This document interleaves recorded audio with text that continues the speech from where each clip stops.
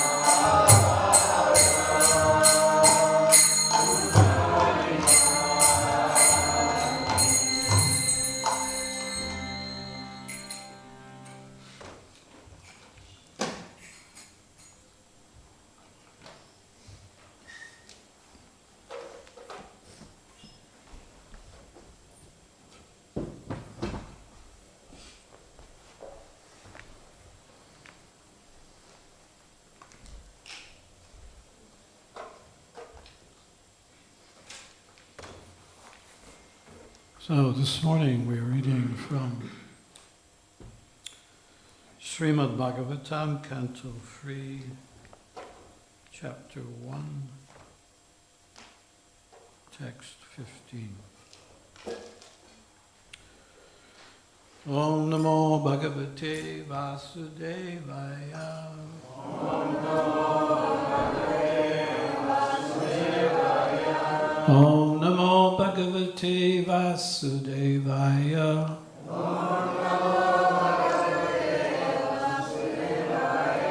Om Namo Bhagavate Vasudevaya.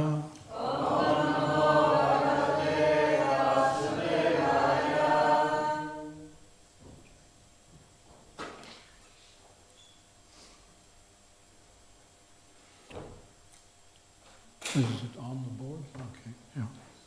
Kayenam atro padu hai avadimam.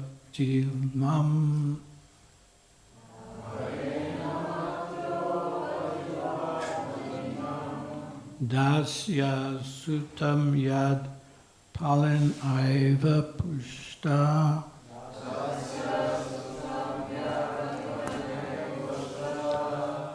Tasmin pratipa parakrityat aste.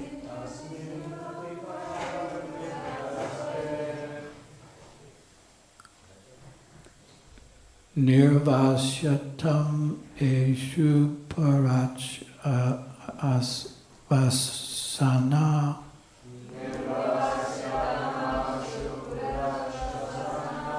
Kayenam atro paju havajimam.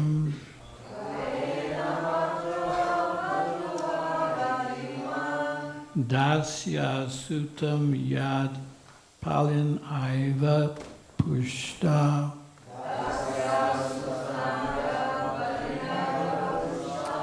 Tasmin pratipa parakritya aste.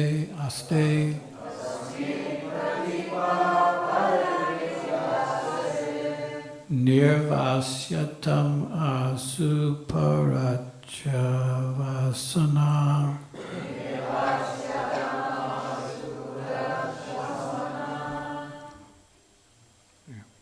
Who wants to read?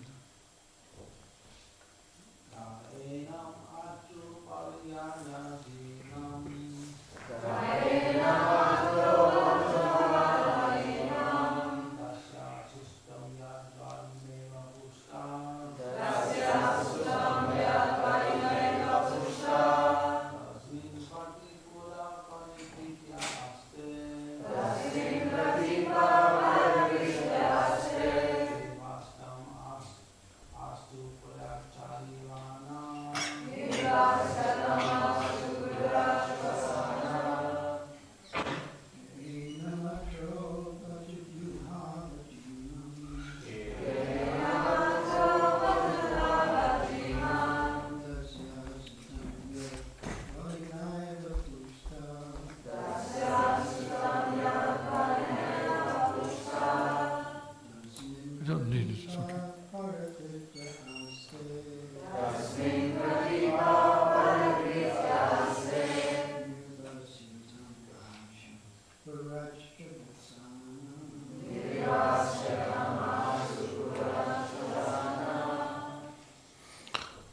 Vaishnavis.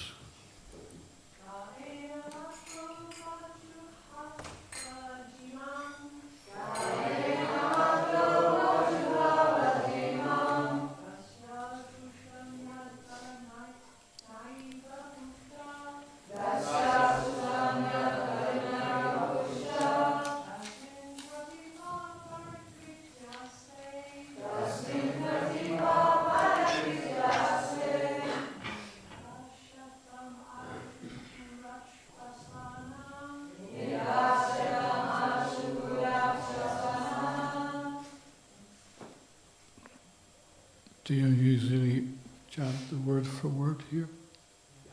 Yeah.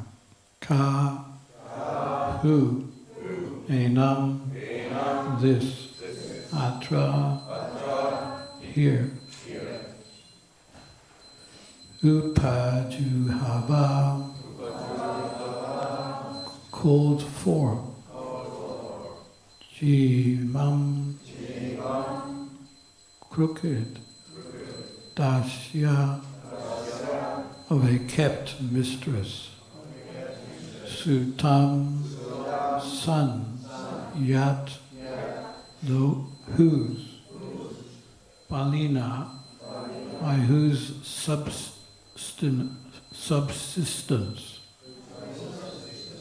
Eva, certainly. Prishta, grown up. Tasmain, unto him. Pratipa, enmity. Parakritya, enemies, interest. Aste, situated. Nirvasyatam, yet. get him out. Asu immediately Purat from the palace. Swasana, let him breathe only. It's a translation. Who asked him to come here, this son of a kept mistress? He is so crooked that he spies in the interest of the enemy against on whose support he has grown up. Toss him out of the palace immediately and leave him with only his breath. Srila Prabhupada's purport. When getting married, the Kshatriya kings would take on several other youthful girls along with the married princess.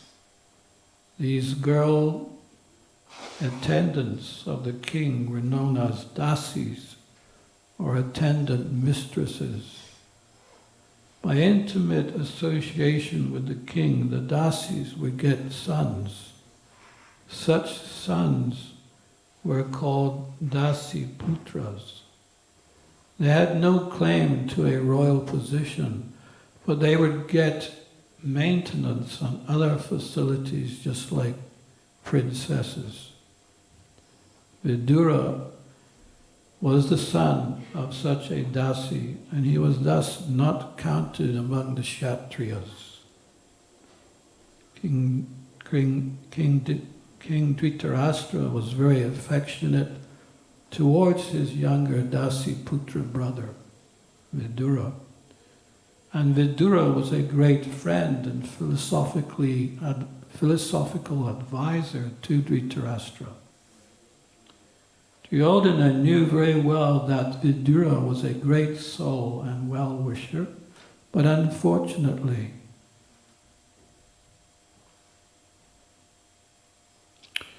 he used strong words to hurt his innocent uncle. Duryodhana not only attacked Vidura's birth, but he also called him an infidel because he seemed to support the cause of Yudhisthira, whom Duryodhana considered his enemy. He desired that Vidura be immediately put out of the palace and deprived of all his possessions. If possible, he would have liked him caned until he was left without nothing but his breath. He charged that Vidura was a spy of the Pandavas because he advised King Dhritarashtra in their favor. Such is the situation of palace life and the intricacies of diplomacy that even a faultless person like Vidura could be charged with something abominable and punished. Vidura was struck with wonder at such unexpected behavior from his nephew Duryodhana, and before anything actually happened, he decided to leave the palace for good. Oma Gyatamanandasya Jananjana Salakaya Sutamyena Tasmai Shri Gurave Namaha Shri Chaitanya Manobhishnam Stapitam Yena Bhutale Swayam Rupa Gadamayam Dadati Swabadantikam Vanchakalpaturubhyastya Kripasindu Bhaiva Cha Patitananam Bhavanebhyo Vaishnavebhyo Namo Namaha Shri Krishna Chaitanya Prabhu Nityananda Shri Advaita Gadadhara Shri Vasari Gaura Bhaktivinoda Hare Krishna, Krishna Krishna, Hare Hare, Hare Rama, Rama. I need to just know what time the class finishes. Okay.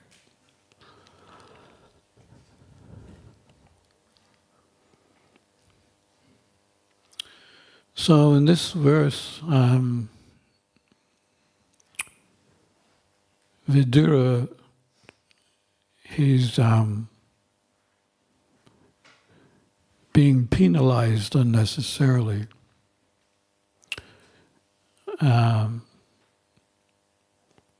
Vidura's fault actually was not that he was the son of a kept mistress or that he had done anything wrong. His only fault was that actually he was a devotee of Krishna. Because he liked Krishna and he liked associating with devotees. So Prabhupada mentions in his purport, such is the situation of palace life and the intricacies of diplomacy that even a faultless person like Vidura is condemned. So we can read through the pages of the Bhagavatam and the Bhagavad Gita and all our other literatures that we have, as devotees, must make distinctions in our life. It's not that we are making distinctions, but Krishna is making them for us. That there's a right and there's a wrong. There are devotees and there are non-devotees. Devotees are like swan-like persons, and non-devotees are like crow-like persons. These are Krishna's distinctions, and we ourselves must understand the difference between devotee life and non-devotee life.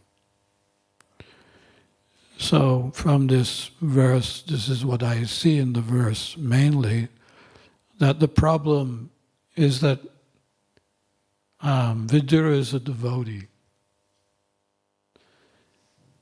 And we see this, in history, how there's this constant battle or aversion between the devotees and the non-devotees. Although it seems that the devotee life and the non-devotee life is similar, in many ways it is similar, because they eat and we eat. Yeah, they drink and we drink.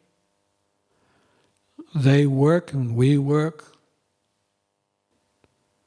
They smoke, we smoke incense sticks. They have fine arts, we have fine arts. You can go on and on and on. What the similarities between the devotees and the non-devotees. However, there's this specific dividing line which separates us. And that dividing line is,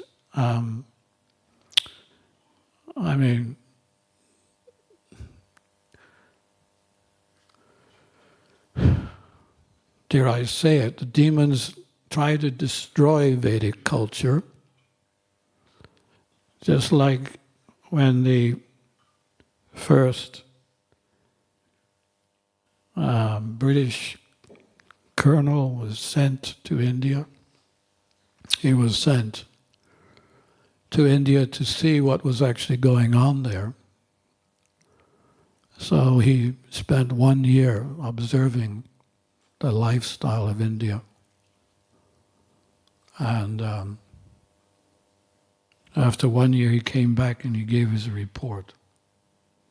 And what was that report? Well, in India,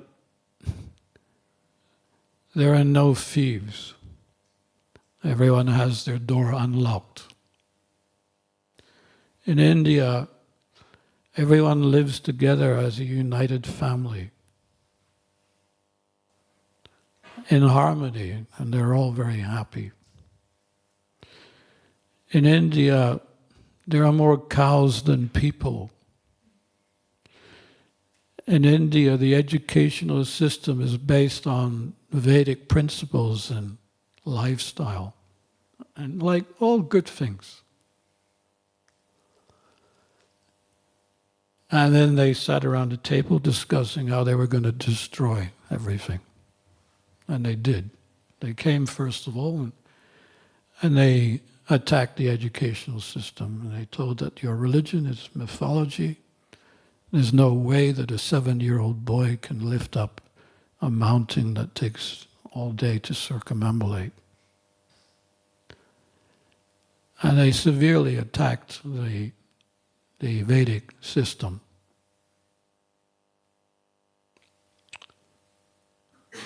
And they were agents, literally agents of Maya. However, the devotees, they tried to uphold Vedic traditions by serving Lord Krishna. And in this class, I would like to offer some stories, some songs, some examples, some riddles, some poems, and just to highlight the foundation of these two differences between devotee life and non-devotee life.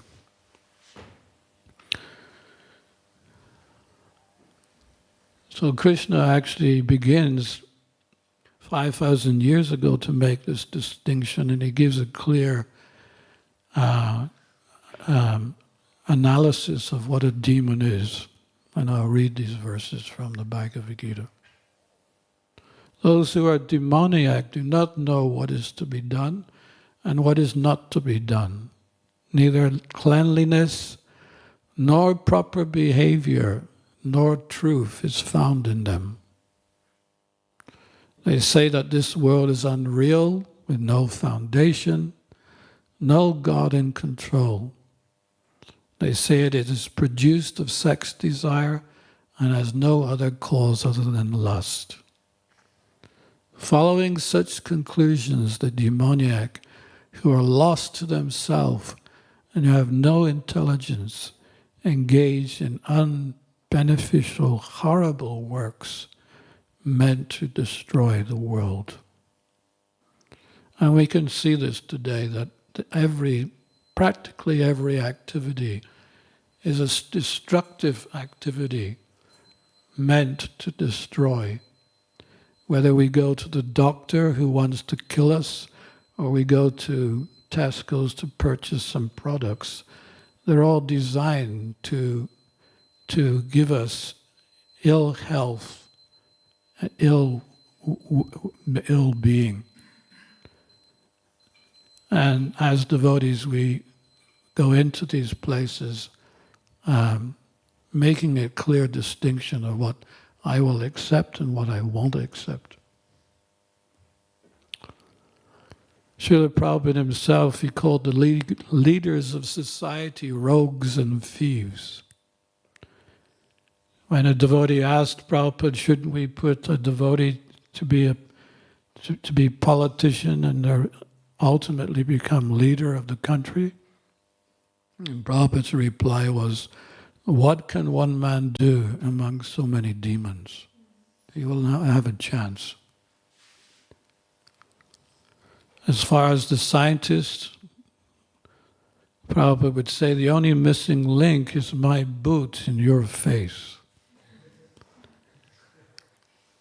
They're always talking about missing link. Of course, he didn't say this publicly, but amongst the association of devotees, he said that. Missing link, the only missing link is my boot in your face.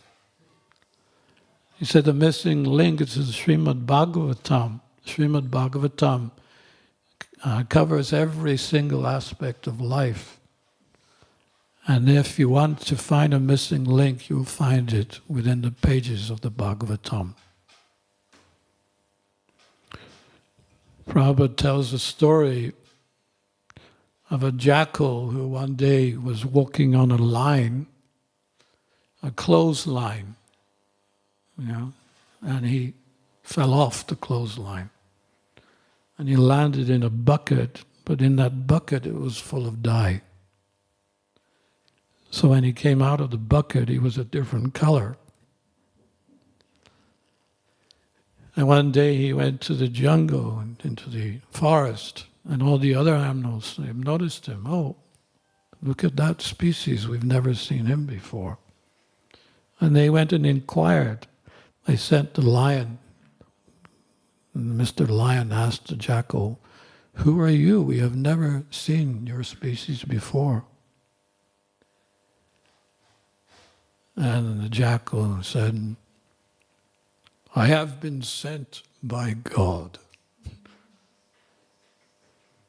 "Oh, you have been sent by God? Well, then we must give you a special seat." And they gave him a special seat and they worshipped him every day. Until one day, many other jackals came in the area and they started making their jackal noise. We have seen in Mayapur, when one jackal starts, all jackals, they follow in suit. So when the jackal sent by God suddenly heard all the other jackals making their jackal sound, he couldn't help it but suddenly make a jackal sound. And then all the animals in the forest, "Oh, you're a jackal, get down off that seat." So Prabhupada was giving this story and he compared it to the modern day leaders, that they make some show of piety and kindness just to get some election, of get elected. And as soon as they're elected, then they open their mouth and reveal their real intentions. And then it's not long before they pull him down off the seat. You're not qualified. We don't want you. And it's going on and on, leader after leader. And everyone nowadays is getting so tired of this style of leadership that they're demonstrating in the streets and protesting that this is not correct. There's another story that Prabhupada told in regards to a camel and a scorpion. So a camel was once about to cross a river and he was approached by a scorpion. And the scorpion asked the camel, "Can you also take me across the river? Can you take me on your back?" And the camel said, "Well, why should I do that? You'll only bite me." And the scorpion said, "No, I'm an ethical scorpion. I have, ethical principles, and I wouldn't do such a thing to you." So then the camel said, "Okay, jump on my back." And the camel started moving across the river, and right in the middle of the river, the scorpion bit the camel. And of course then the camel couldn't swim anymore because he was affected so much by the bite. So he turned to the scorpion and said, "What did you do that for? Now we're both finished." And what did the scorpion said? "I'm sorry, it's just my nature. I could not resist." Yeah. So Prabhupada gives the similarity that although atheists try to live an ethical life, because their concepts and their meanings of life is so limited to dull matter, any ethical behavior they adopt is selfishly motivated and quickly discarded. Generally, he said, all so-called principles in the mode of passion and ignorance may be there for some time, but because there's no moral instructions within their life, they eventually, show the real face.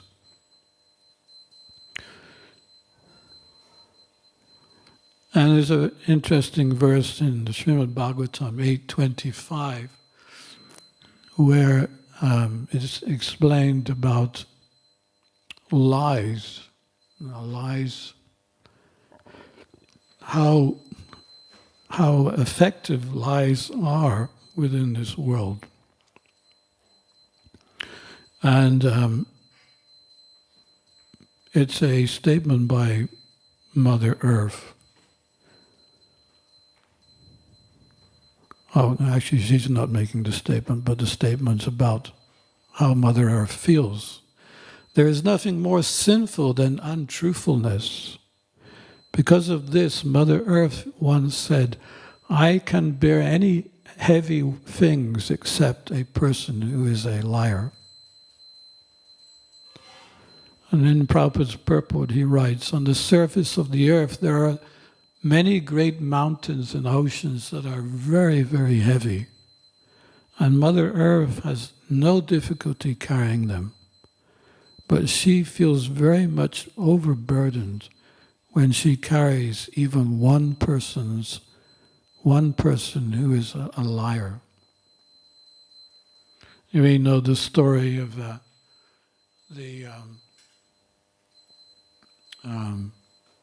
tailor who went one day to the king and said, I'm a tailor and I want to make you some very special clothes so that not only you will appreciate, but everyone in your kingdom will appreciate them. And if anyone doesn't, they would be considered fool number one. So the king was intrigued. Well, okay, so when you've completed the garments, please let me know. And after some time, he contacted the king, your garments are ready. I am coming tomorrow to give you your new set of garments. So when he arrived, he gave him a box. He told him, now, your garments are inside. Please go to your chamber and change your clothes. The citizens are waiting for you. They want to see your new clothes. So when the king went into the chamber, he opened the box and there was nothing there. But then he was considering, well, I don't want to feel like a fool, so I better anyway change into these new clothes, which he did. And then he started parading in the streets. And no one in the streets wanted to also consider the king or the clothes, consider that the king was naked and that he had no clothes on. So everyone praised the king, and there was trumpets and there was flowers being showered. And it was a big jubilant sound and festivity. Oh, look at the king's new clothes. But then suddenly one small boy, said very loudly, the king has no clothes on.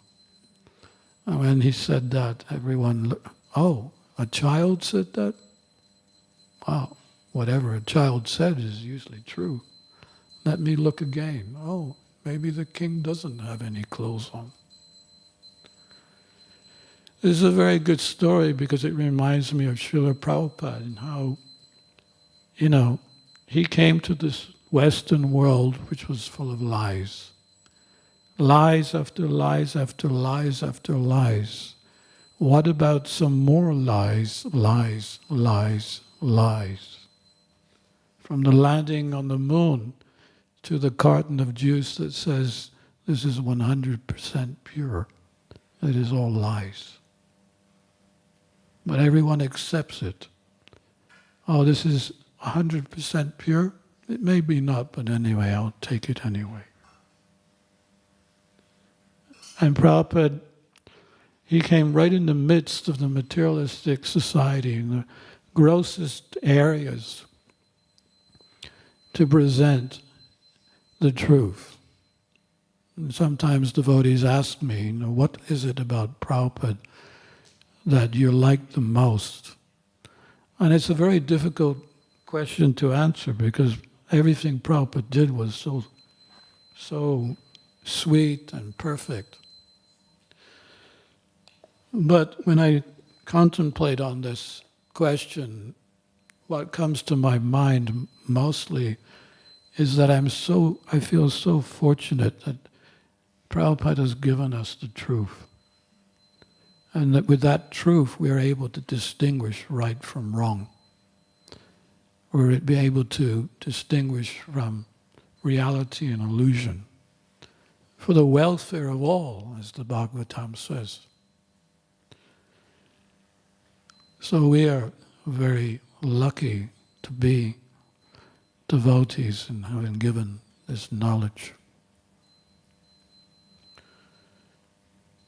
What is the material world in the 21st century? I picked this up from somewhere. I thought it was quite good. It's funny too. You may like to laugh or you may not, but I thought it was funny.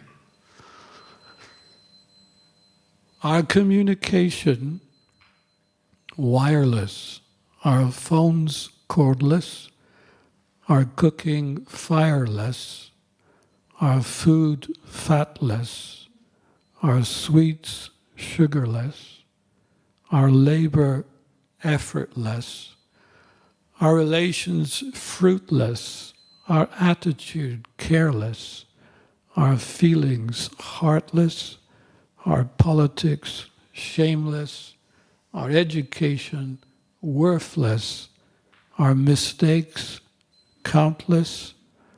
Our arguments, baseless. Our youth, jobless. Our ladies, topless. Our boss, brainless. Our jobs, thankless.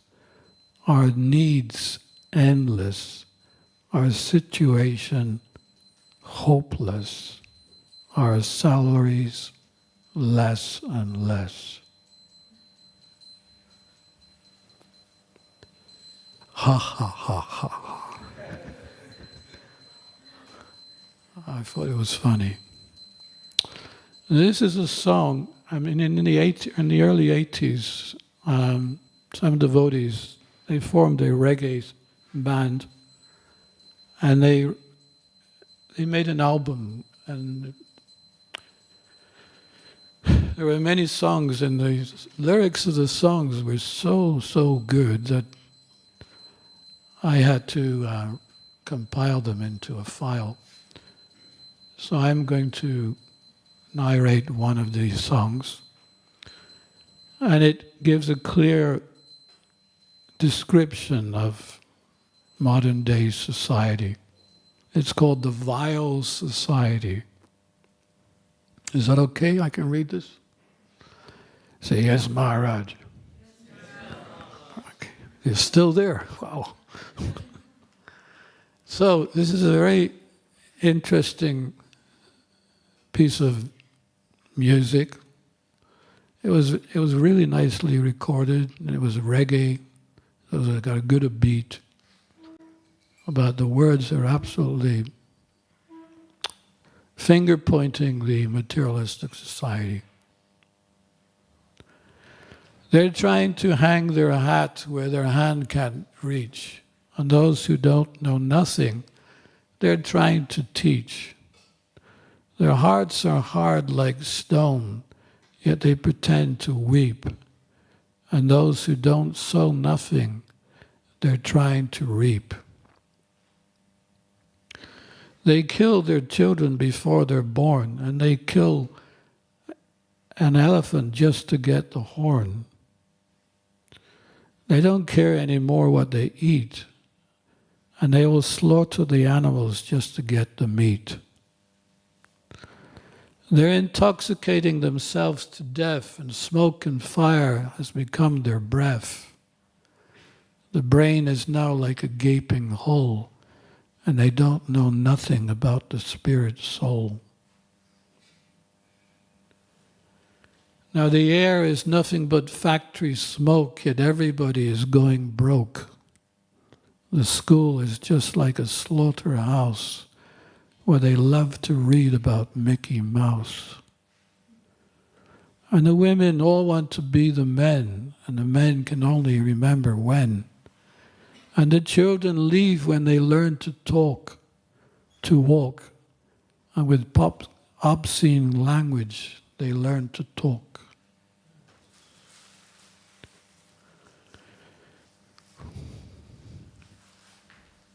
History repeats itself, they say, and there is an end to the longest day. So don't feel bad when the axe comes down, because you wouldn't know if to smile or frown. No matter what you may say or do, you can only get what's coming to you, and the only way you can change your fate is by going back to your spiritual state. So when you see that thing start smoking, you know that fire ain't far behind. There won't be time for turning back when the big wheel starts to grind. For when the human being starts sinking, when the standard gets too low, such a violent society ain't got long to go. Haribo.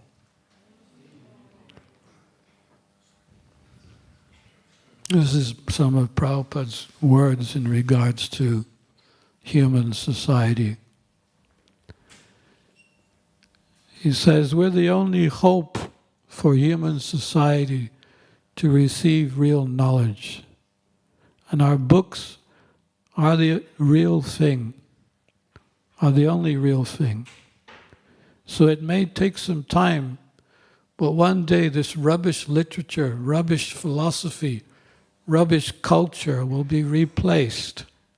This is my only ambition, that so many people can become enlightened. But they are being deprived of that chance. One day the whole world will appreciate how we have changed the face of the world from darkness to light.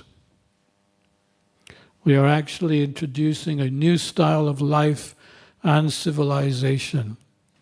Everything should be ideal. Others have never dreamt of such civilization, free life, happy life, no anxiety, and hope, great hope, that we are going back home, back to Godhead. By increasing the selling of the books throughout the whole world will become Krishna conscious. All the world is in darkness. The scientists, Darwin, Freud, all in darkness. This is the only institution that is giving some light. You must be convinced of that in your preaching efforts. We have no other business than to make people happy. By book distribution, your country will become happy and prosperous. No cheating, no politics, no personal ambitions, not a tinge of personal sense gratification. This is our mission.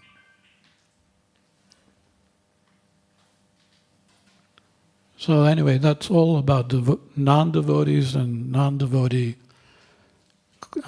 qualities. These are some of the qualities of devotees. And I'm taking some parables here from the Bible, which Jesus Christ himself taught to his disciples. And they're very nice parables which we can relate to in our own Krishna consciousness. Jesus said, love your enemies. Do good to those who hate you. Bless those who curse you. And pray for those who mistreat you. If anyone strikes you on one cheek, show him the other also. If someone takes away your clothes, let him have your shirt too. Do for others only what you have others do for you. Love your enemies and do good to them, expecting nothing in return. Only then will you have a great reward.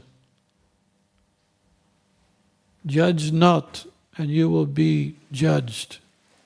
Condemn not, and you will not be condemned. Forgive, and you will be forgiven. Give, and it will be given to you. For the measure you provide will be the measure you get back. When men hate you and neglect and insult you, be glad. When that happens, a great reward will be yours.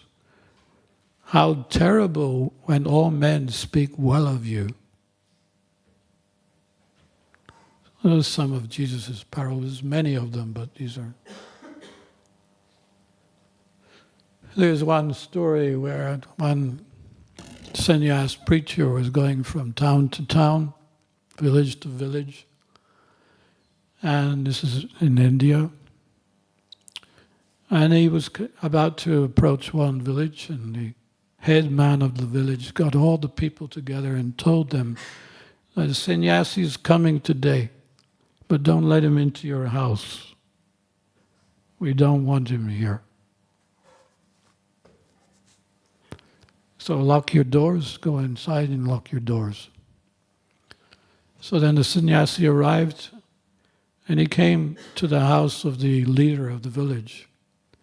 Oh, Mata, please give alms. This is what he was calling for.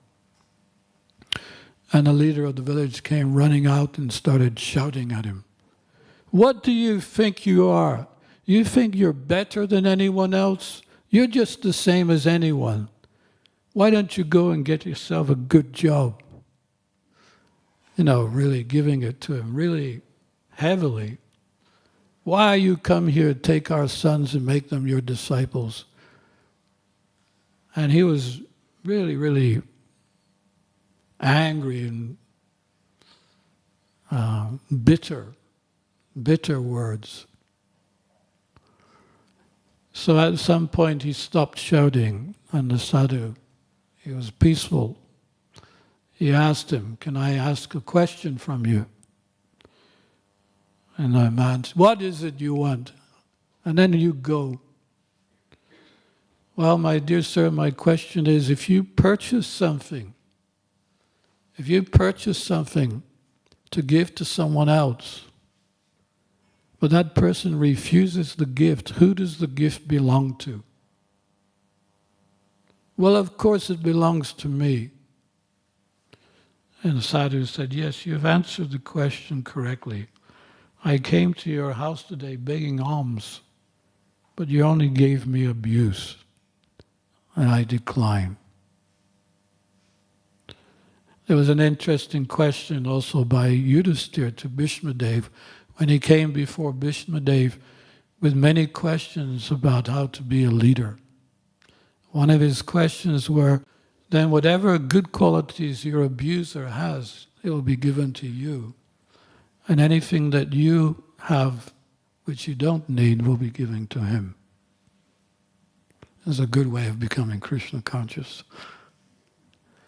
Interesting how the world is full of abusers, and somehow as devotees we have to take into consideration that no one really can hurt us. The body can be hurt, our emotions can be hurt, but we, the soul, the self, we cannot be hurt, and we cannot be swayed to any other direction than Krishna consciousness.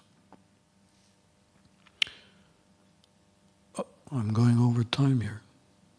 Can I just finish with one more reggae song? Okay, so this is a good one. It's for the devotees.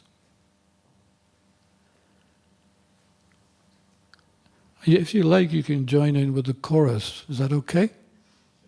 So say after me. come and join the congregation of the chanting of the holy name. You don't need to change your situation, but you'll never ever be the same. Okay, that's the chorus, and I'll read a verse and we can do the chorus in each one. This is the age, it's the iron age. Everybody's living on an iron wage. Gone of the days of silver and gold. And if you live till 20, you'll be very old. So, come in and join the congregation. It's the chanting of the holy name. You don't need to change your situation. Same.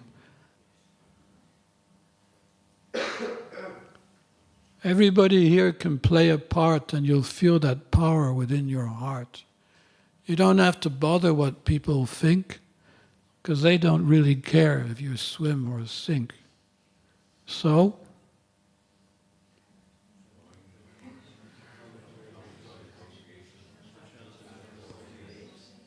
need to change your situation. Very good. You'll feel that, you've got everything to gain and nothing to lose. So I really don't see how you can refuse. There's nothing to pay, it doesn't cost you a cent. You wouldn't even see which way your trouble went. So,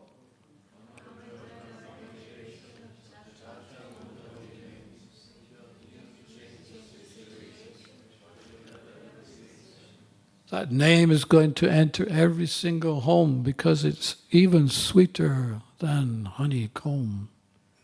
It's got more power than an atom bomb because Goloka is the place where it's coming from. One more time.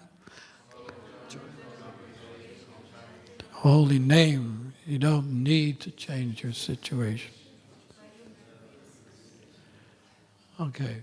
Anyway, I had more, but I wanted to read something, the differences between the material world and the spiritual world. That's also really nice. But I'll have to finish here, yes? Yes? Who's in charge? Huh? All right.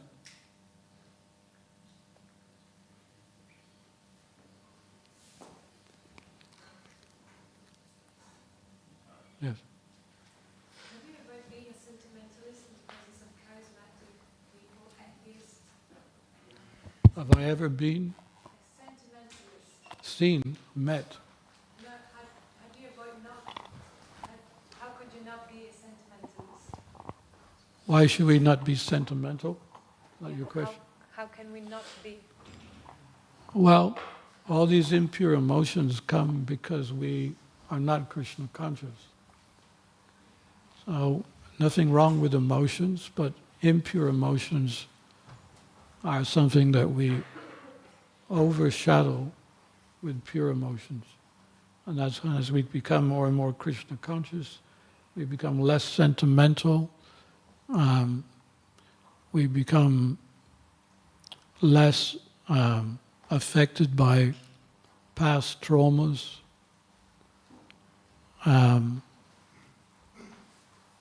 There are also impressions that we have deep inside us from the past. Gradually, the purpose of our activities of chanting and serving is to override all these impurities and become pure. And it works. We have seen it work.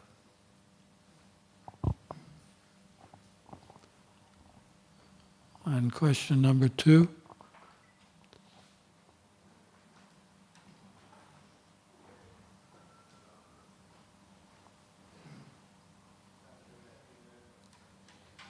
Only one question. Okay.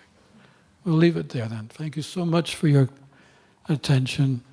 Srimad Bhagavatam class. Ki Jai.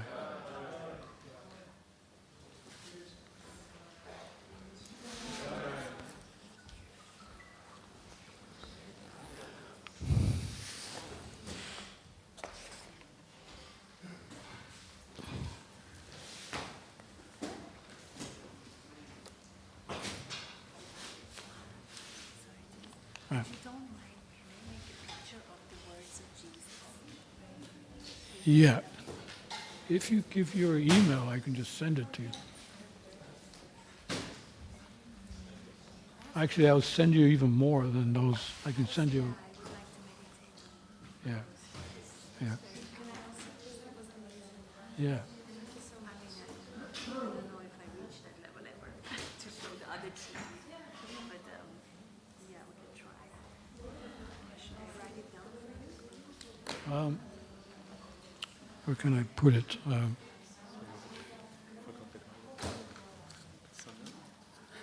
You forgot the garland. Okay, well, give it to him. He's a nice boy. Okay, write it down. Yeah. Okay, he's just taking her emails.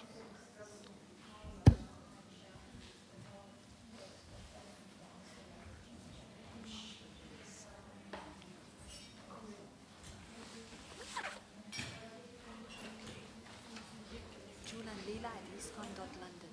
Super. Can you write yours down?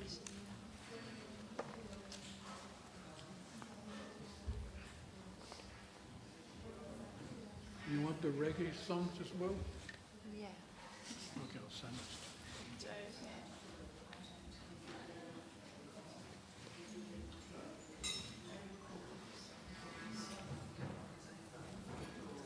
So, is it possible that someone can bend himself that much that then we can break? Is it possible that And the roots are we not can deep enough. be intimidated so much that we break? Is that your question? It is said that Krishna doesn't give us more than we can handle. But the way I usually explain this, any aversions that we get are not necessarily bad, they're quite good, because it's what makes us stronger in spiritual life.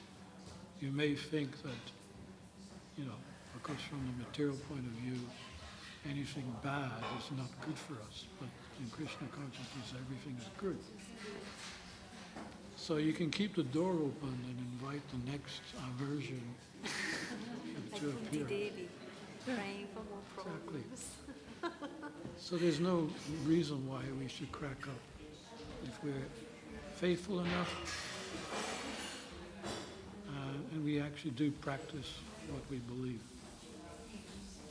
So when we start compromising with our practices, then we become weak again and overcome by duality. So it's our safeguard. For a devotee, actually, he can go anywhere because he's insulated. He's got that insulation around him. It is not a place where we cannot tread. We can go anywhere and preach.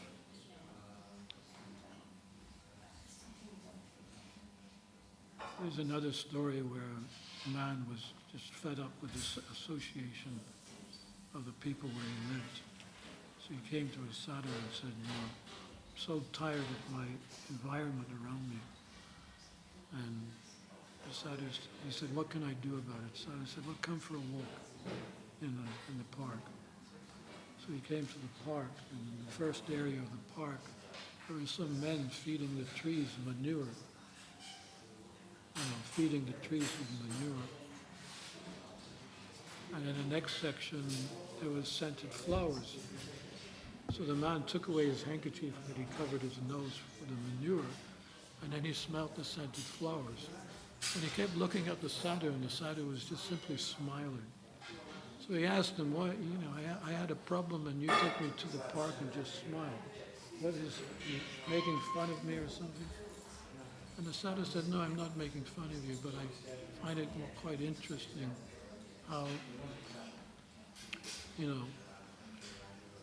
we're in the modern days and there's so much technology, there's so much material comfort, but then a slight inconvenience and we're all up in arms. He said, just just like these trees, they're being fed manure. And all the bushes and the flowers, they're all being fed by something that doesn't really smell nice and it doesn't taste nice. But they turn it from a negative to a positive by the flowers, the scented flowers. He said we have to do that in life too. That turn all our versions into, an opportunity. Use it as an opportunity to grow stronger. Everything is there meant for us to grow stronger, but we just need to recognize it and not see it as bad, but see it as an opportunity. That's how I understand it. Thank you very much.